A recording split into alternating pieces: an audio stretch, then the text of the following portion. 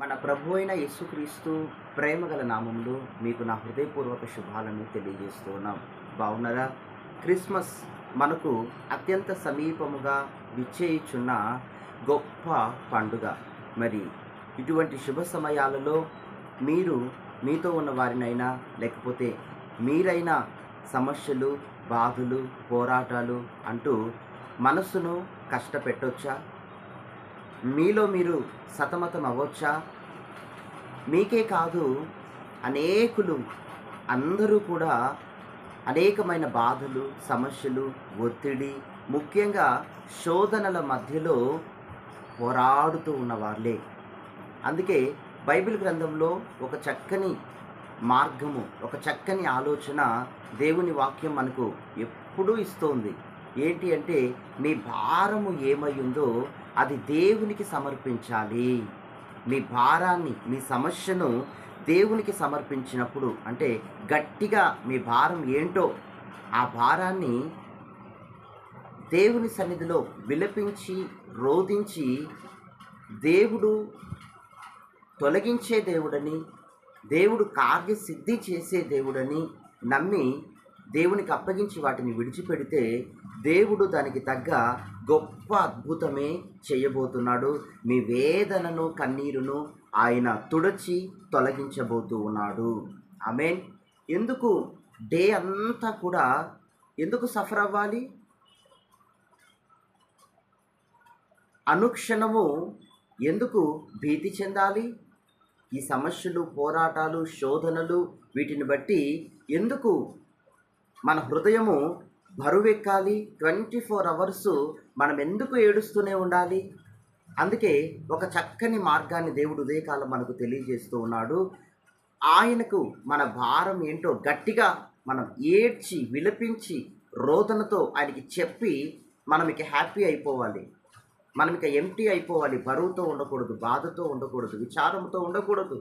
దేవునికి అప్పగించి మౌనమైనప్పుడు దేవుని వాక్యం చెప్పకనే చెప్తోంది, మీ భారమును దేవునికి సమర్పించండి, ఆయన మీ భారములను తీర్చువాడు, మీ మనవులను ఆలకించువాడు, అంగీకరించువాడు, కార్యసిద్ధి జరిగించువాడు. ఆమేన్. దేవునికి మనం అప్పగిస్తే దేవుడు మన జీవితాల్లో ఏం చేయబోతున్నాడు? ఆయన మీ జీవితంలో నెక్స్ట్ ఏం చేయబోతాడు? దేవుని వాక్యంలో హెబ్రీయులకు రాసిన పత్రిక 2వ అధ్యాయం 18వ వచనంలో, తాను శోధింపబడి శ్రమ పొందెను గనుక శోధింపబడు వారందరికీ సహాయము చేయువాడై ఉన్నాడు. అవును ప్రియ సహోదరి, సహోదరుడా, మనకంటే ముందుగా ఆయన ఈ శోధన మార్గము గుండా వెళ్ళి ఉన్నాడు. ఎప్పటికీ మనం శోధనలలో ఉండము, కానీ శోధన ఒక వంతెన వంటిది. శోధనలు గుండా వెళ్ళి అద్భుతమైన ఫలితాలను, విజయాలను మనం చూడాల్సి ఉంది. అందుకే మనకంటే ముందుగా ప్రభు అయిన యేసుక్రీస్తు మాదిరికరముగా ఆయన శోధింపబడి వెళ్ళాడు. ఆమేన్. బైబిల్లో కనుక మనం చూస్తే అబ్రహాం శోధింపబడ్డాడు పలు సమయాల్లో. యోబు శోధింపబడటానికి అపవాది చేతులకు అప్పగించబడ్డాడు దేవుని వలన. ఆమేన్. వీరందరూ కూడా నశించిపోలేదు, కానీ శోధనలో నుండి కొంత సమయం గడిపి దేవునికి గొప్ప విజయాన్ని తీసుకొని వచ్చిన వాళ్ళు. ఆమేన్. దేవుని బిడ్డ, చూడు, నీ జీవితంలో కూడా ఏర్పడే శోధనలు అల్పకాలమైనవి, ఎల్లకాలం, ఎంతో కాలం నీతో ఉండేవి కానే కాదు. దేవుడు వాటన్నిటినీ విడిపించుదురుగాక. హల్లెలూయా.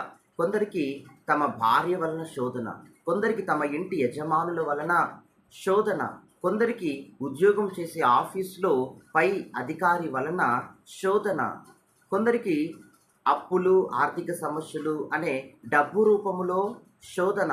ఈరోజు మీ శోధన ఏదైనా దేవుని సన్నిధిలో కన్నీటి ప్రార్థన చేసినప్పుడు, మీ వేదన, బాధ అది దేవునితో పంచుకొని ఇక మీరు హ్యాపీ అయిపోవాలి, ఇక మీరు కూల్ అయిపోవాలి, ఇక మీరు దేవునికి అప్పగించాను అన్న ధీమాతో హుందాగా దేవునిలో మీ విశ్వాసముతో టీవీగా నడిచినప్పుడు, ధైర్యంతో నడిచినప్పుడు, జరగకనే అది క్రీస్తులో జరిగింది, నాకు ఈ అద్భుతం అన్నట్టుగా మీరు ఫీల్ అయినప్పుడు దేవుడు మీ పట్ల ఈ అద్భుతాన్ని చేయబోతున్నాడు.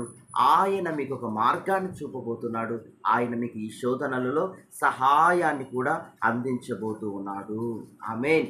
ఈ వాక్కును బట్టి మీరు ఇక ధైర్యం తెచ్చుకున్నట్లయితే తప్పకుండా దేవుడు మిమ్మల్ని విడిపిస్తాడు. యేసు ప్రభువును కూడా చాలా బలంగా శోధించిన వాళ్ళు ఉన్నారు బైబిల్లో. ఎవరు వాళ్ళు?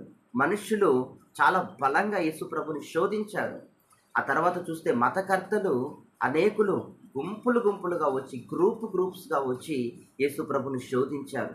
ఇంకా మనం చూస్తున్నట్లయితే సాతానుగాడు, విరోధి అయిన సాతాను యేసు ప్రభును ఎన్నో పర్యాయాలు శోధించినట్లుగా దేవుని వాక్యంలో మనం స్పష్టంగా చూస్తూ ఉన్నాం. కనుక ఇది క్రైస్తవులైన దేవుని పిల్లలకు కొత్తేమీ కాదు, మనకు కొత్త కార్యమేం కాదు శోధింపబడటం. అందుకే దేవుడు అంటున్నాడు, నేను మీకు ముందుగా శోధన జయించి దేవుడి కుడిపార్శ్వమందు ఉన్నాను, మీ కొరకు విజ్ఞాపన చేస్తున్నాను, మీరును శోధించి నా యుద్ధకు రావాలి, దేవుని రాజ్యాన్ని పొందుకోవాలి. ఈరోజు మీరు ఏ విధమైన శోధనలో ఉన్నాడో ఆయన మీకు సహాయం చేయబోతున్నాడట. చాలా సులభంగా ఆయన మీకు సహాయం చేయబోతున్నాడట. మీ శోధన ఏమైనది దేవుడు గ్రహించబోతున్నాడట. మన దేవుడు గ్రహించి అర్థం చేసుకునే దేవుడు. కనుక ఈరోజే మీరు కన్నీరు విడిచి ప్రార్థించండి. గొప్ప మార్పులు ఈరోజు ముగించబడక మునిపే గొప్ప అద్భుత కార్యాలు మీ మొబైల్ ద్వారా వినబోతున్నారు. గొప్ప సూచనలు మీరు చూడబోతున్నారు. గొప్ప కార్యాలు, అద్భుత కార్యాలు, ఆశ్చర్యమైన కార్యాలు దేవుడు మీ పక్షముగా జరిగించుట ఈరోజు మీరు చూచెదరుగాక. మహాపరిశుద్ధుడా తండ్రి, మీ నామానికి స్తోత్రం. ఎందరు ఉదయకాలం వీక్షిస్తూ ఉన్నారో కార్యక్రమాన్ని, వారందరి మీదుగా మేఘము వలె మీ సన్నిధిని కుమ్మరించండి ప్రభువా. ఎవరు ఎంత కన్నీరు మున్నీరు అయిపోతున్నారు